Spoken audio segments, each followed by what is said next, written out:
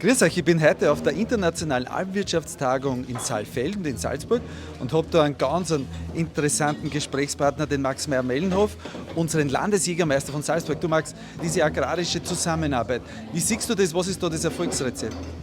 Es ist essentiell, Jagd und Alm gehört zusammen. 25% unserer Landesfläche sind Almen. Das sind die größten Weideflächen, die wir haben und die kommen unseren Wildtieren zugute. Wir brauchen die Alm, wir brauchen die Almwirtschaft.